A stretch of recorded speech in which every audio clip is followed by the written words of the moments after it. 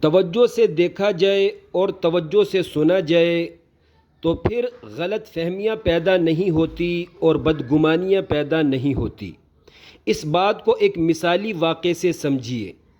Lecturer surgeon doctor صاحب اپنے students کو لیکچر دیتے ہوئے بولا، توجہ سے نہ دیکھا جائے اور توجہ سے نہ سنا جائے تو غلط فہمیاں پیدا ہوتی ہیں اور پھر علاج کرنے میں غلطیاں واقع ہوتی ہیں۔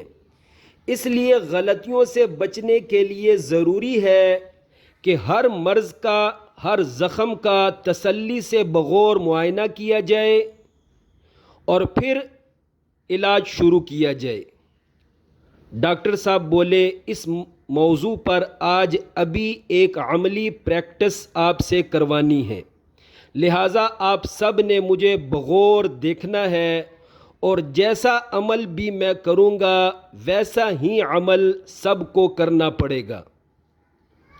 پھر ڈاکٹر صاحب نے اپنی انگلی اپنے ناک میں داخل کی اور ناک سے نکال کر اپنے منہ میں ڈال کر چوسنا شروع کر دیا۔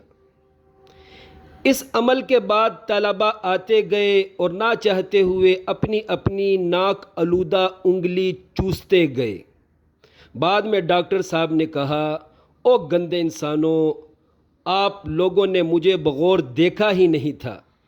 میں نے اپنی چھوٹی انگلی کے ساتھ والی جو بنسر انگلی ہے وہ اپنے ناک میں داخل کی تھی اور اسے ناک سے نکال کر پھر میں نے اپنی چھوٹی انگلی جو خنصر انگلی ہے، چھوٹی انگلی ہے، چھنگلیا، وہ میں نے پھر اپنے منہ میں ڈال کر چوس کر آپ کو دکھایا تھا۔